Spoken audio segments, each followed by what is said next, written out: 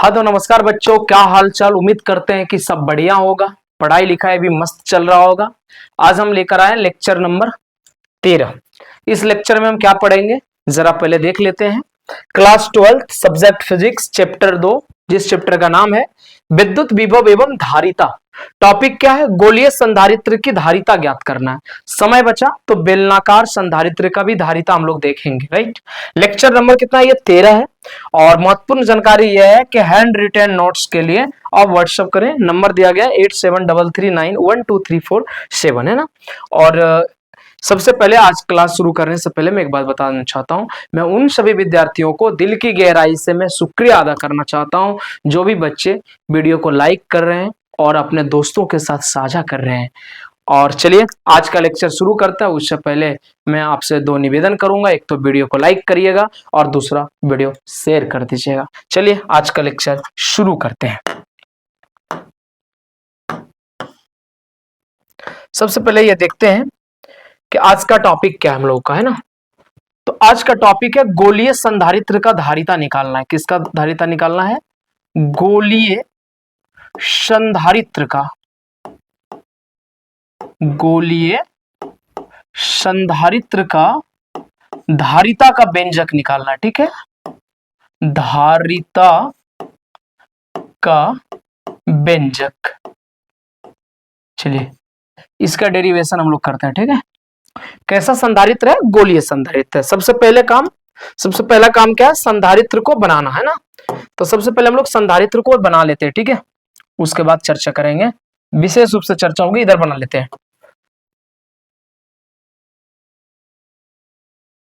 ठीक है, ये सही है।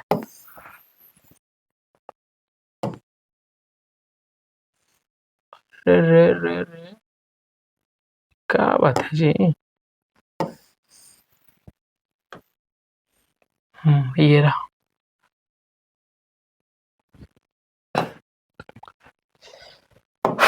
गोलीय संधारित्र बनाना। राइट,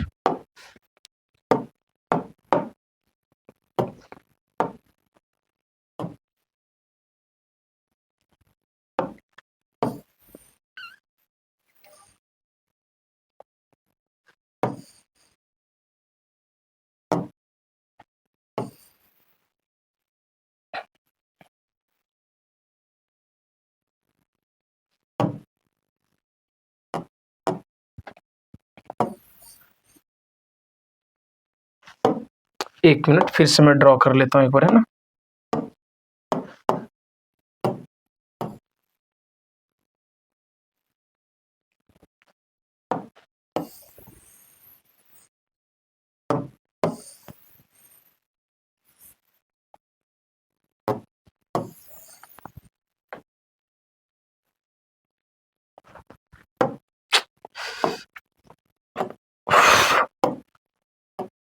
व्यंजक है लिखा हुआ। ठीक है,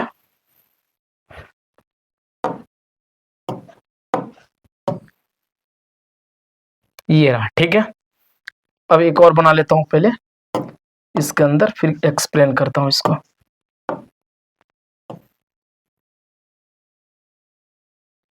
ठीक है,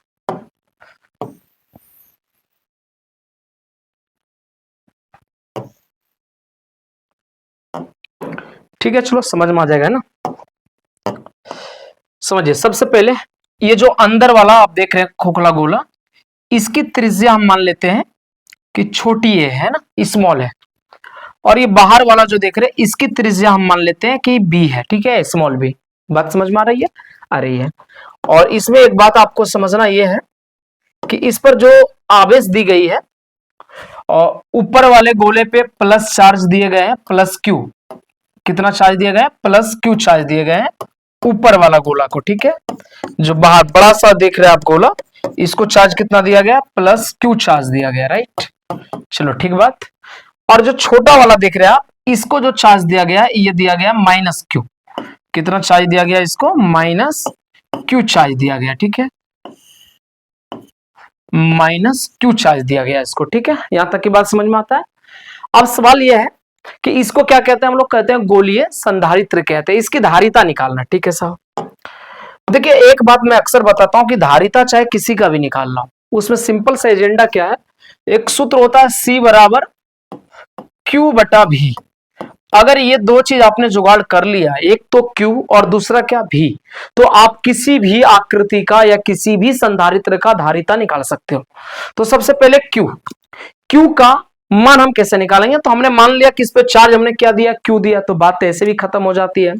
रही बात V का, और V निकालने के लिए आपको तीव्रता निकालना पड़ेगा। क्या निकालना पड़ेगा, तीव्रता। अगर आपको याद हो, मैंने एक लेक्चर में पढ़ाया था ये बात।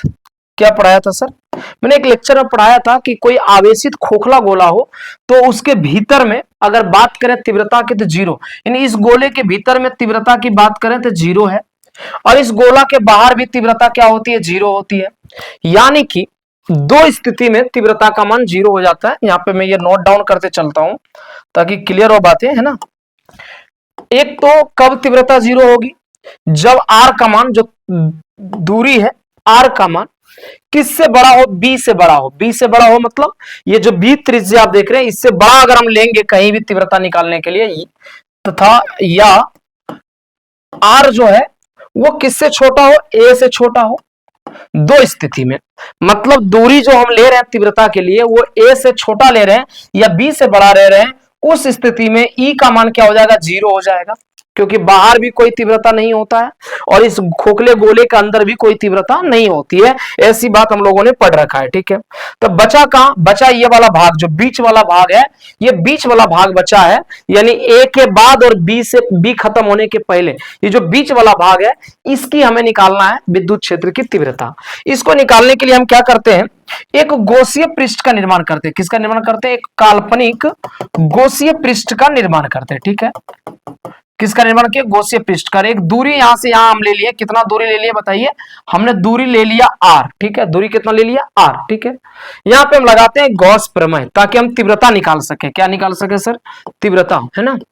गॉस प्रमेय से, मुझे उम्मीद है कि आपको गॉस प्रमेय आता होगा। गॉस प्रमेय क्या कहता है, गॉस प्रमेय कहता है फाई ई बराबर, है ना, फ्लक्स यानी electric flux is equal to q बटे, मतलब कुल कितना आवेश घेर के रखा है, कुल आवेश कितना घेर के रखा है, क्यू घेर के रखा है। अब बटे क्या होता है, एप्सिलॉन नोड। क्या होता है साहब, एप्सिलॉन नोड होता है, ठीक बात। आइए बाकी बात समझते हैं। और फ्लक्स का सूत्र क्या होता है, फ्लक्स का सूत्र होता है vector E dot vector A, flux के, तो फ्लक्स का जगह पे लिख सकते हैं vector E dot vector A Q बटे एप्सिलॉन नोट, क्यू बटे एप्सिलॉन। आपके जहन में एक बात आ रहा होगा, सर ये जो बंद गोला आपने बनाया इसमें तो टोटल माइनस क्यू चार्ज घेर के रखा, चलो माइनस में लगा देता हूं, ठीक है। चलिए अब इसको तोड़िए। तो आप सभी जानते हैं कि डॉट प्रोडक्ट जब हटता है, यानी डॉट को जब खत्म करते हैं तो क्या लगता है, कॉस थीटा लगता है, यानी डॉट हटेगा तो क्या लगेगा, कॉस थीटा, यानी ई ए कॉस थीटा बराबर माइनस क्यू बटे एप्सिलॉन नोट, ठीक है। अब जरा ध्यान देंगे, ई ए कॉस थीटा, समझिएगा एरिया अगर आप यहां लेंगे, एरिया यहां पे लेंगे तो एरिया वेक्टर क्या होगा, बाहर की ओर, एरिया वेक्टर किधर होगा, बाहर की ओर। और तीव्रता का डायरेक्शन देखिए प्लस से माइनस की ओर, अंदर की ओर, ऐसे प्लस से माइनस की ओर होगा, ऐसे अंदर की ओर ना, ऐसे प्लस से माइनस की ओर हो रहा है, अंदर की ओर हो रहा है। तो तीव्रता अंदर की ओर, मतलब तीव्रता किधर जा रहा है, अंदर की ओर, और क्षेत्रफल किधर जा रहा है, बाहर की ओर। एंगल कितना हुआ, 180 डिग्री, 180 डिग्री, तो 180 डिग्री माइनस क्यू बटे एप्सिलॉन नॉट। हम सभी को ये बात बहुत बढ़िया से पता है कि भैया रे, अगर 180 डिग्री है तो इसका मान कितना होता है, -1, यानी minus E A is equal to minus q बटा एप्सिलॉन नॉट। माइनस से माइनस कट जाता है, क्या बच जाता है, ई इंटू ए बराबर क्यू बटे एप्सिलॉन नॉट। क्या बच जाता है साहब, क्यू बटे एप्सिलॉन नॉट बच जाता है, ठीक है। ई तो ठीक है। एरिया, एरिया कितना होता है, खोखला गोला का अगर हम निकालना चाहें, ये जो पृष्ठ बना है व्हाइट कलर से, तो क्या होगा इसका एरिया, 4 पाई आर स्क्वायर बराबर क्या, क्यू बटे एप्सिलॉन नॉट। अपने को क्या चाहिए, ई चाहिए, ई निकालना है तो ये गुना में पूरा भागा में जाएगा, यानी क्यू बटे, ये भागा में आएगा तो epsilon not into 4 pi r square.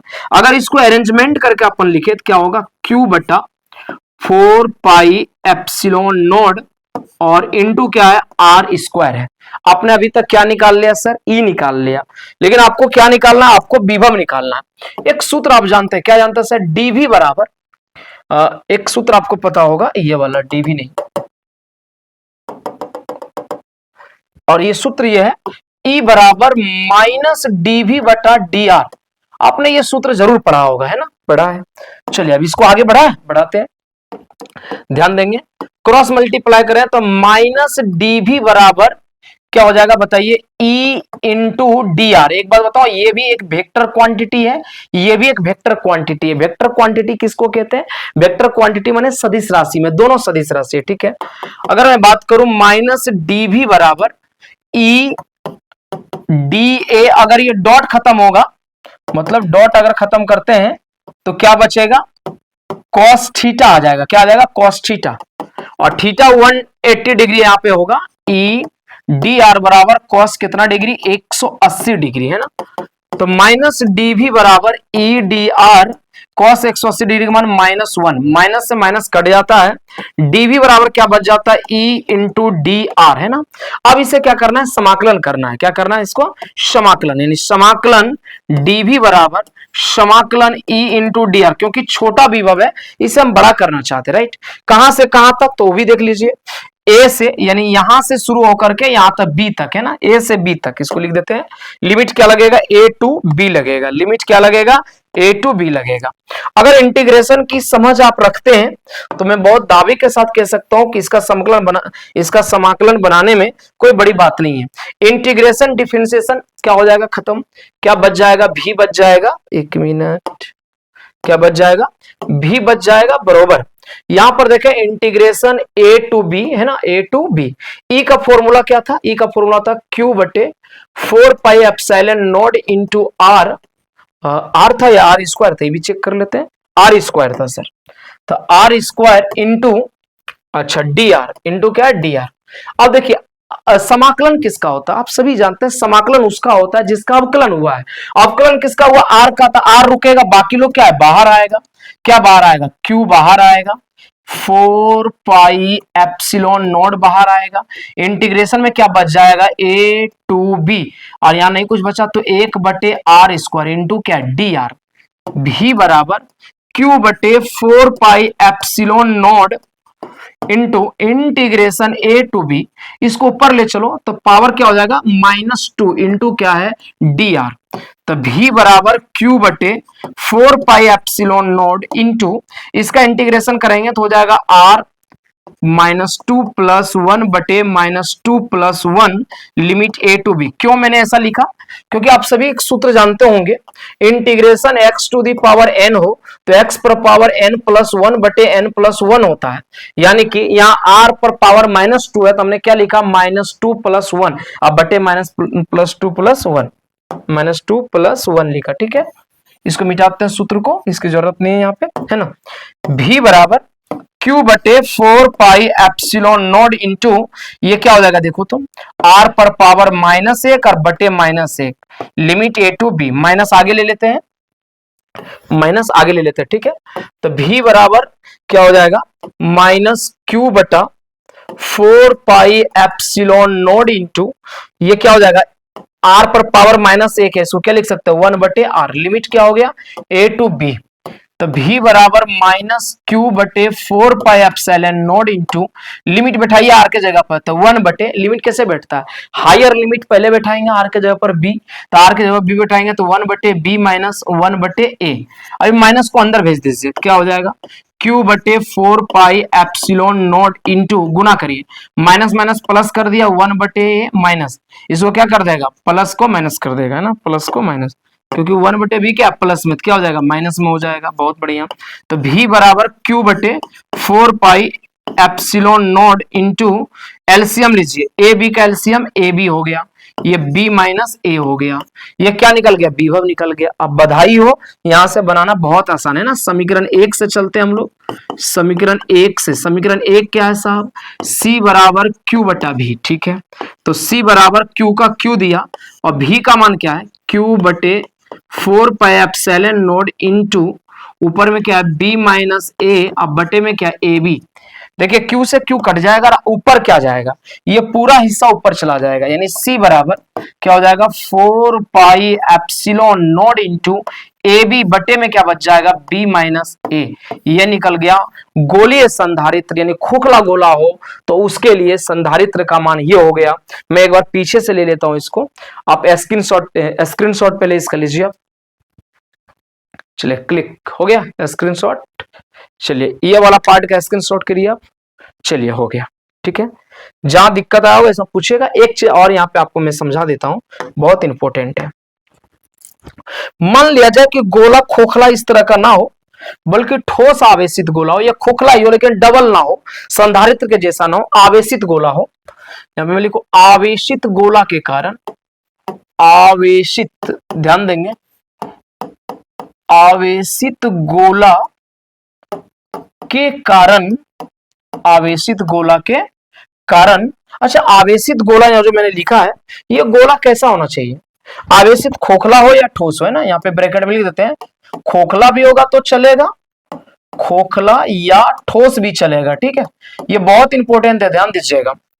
आवेशित गोला के धारिता, कोई आवेशित गोला है उसका अगर हम धारिता निकालना चाहें तो बहुत सिंपल सी बात है, आप निकाल सकते हैं, कोई बड़ी बात नहीं है। आवेशित खोखला गोला अगर आपके पास है तो उसकी धारिता निकालना कोई बड़ी बात नहीं। मान लीजिए एक यहाँ पे हम गोला लिखते हैं, इसको ठोस समझिए या आपकी मर्जी, जो समझना है। ये केंद्र हो गया और ये मान लेते हैं इसकी त्रिज्या क्या है, आर है।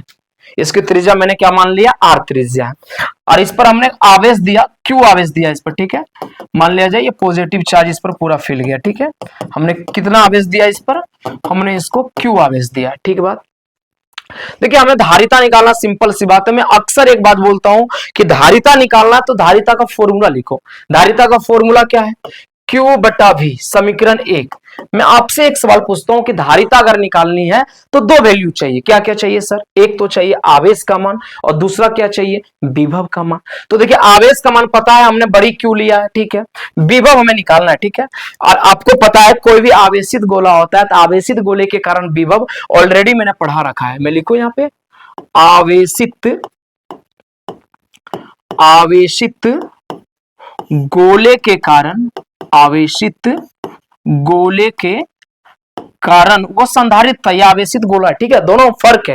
वो खोखले, वो क्या बोलता है, वो गोलीय संधारित था, और ये क्या आवेशित गोला, एक गोला वो आवेशित है सिर्फ।